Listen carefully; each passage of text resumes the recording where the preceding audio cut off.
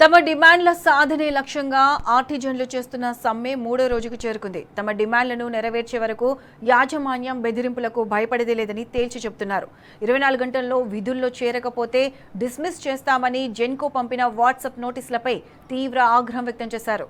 అర్ధరాత్రి నోటీసులు పంపడమేంటని ప్రశ్నిస్తున్నారు. ప్రభుత్వం యాజమాన్యం ఇలాగే మొండిగా వ్యవహరిస్తే తమ సమ్మె ఉధృతం చేస్తామని హెచ్చరిస్తున్నారు.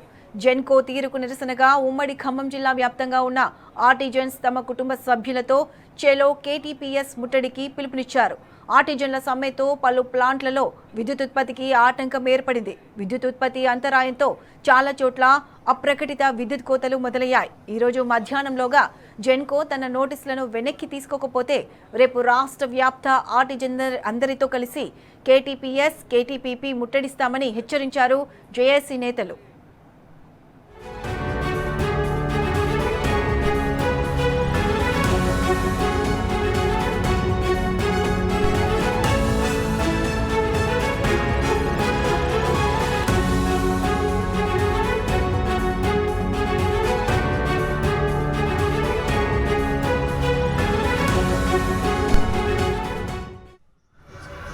ఫండ్ను సెల్ఫ్ ఫండింగ్ను మరి దాన్ని ఆపేయడం సమంజసం కాదు.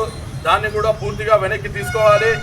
మరి ఇప్పటికే ఉమ్మడి ఖమ్మం జిల్లాను మరి చలో కేటీపీఎస్ కార్యక్రమాన్ని చేపడుతున్నాం. మరి దీనికి నిరసనగా ఏమైనా ఇంకా దీన్ని వెనక్కి తీసుకోకపోతే రాష్ట్ర వ్యాప్తంగా ఉన్నటువంటి ఎస్పీడీసీల్లో ఎన్పీడీసీల్లో పనిచేస్తున్నటువంటి కార్మికులను కూడా చలో కేటీపీఎస్ కానీ కేటీపీపీ కానీ పిలుపునివ్వడం జరుగుతుంది. నా పేరు Satish Reddy, Telangana artisan JAC chairman.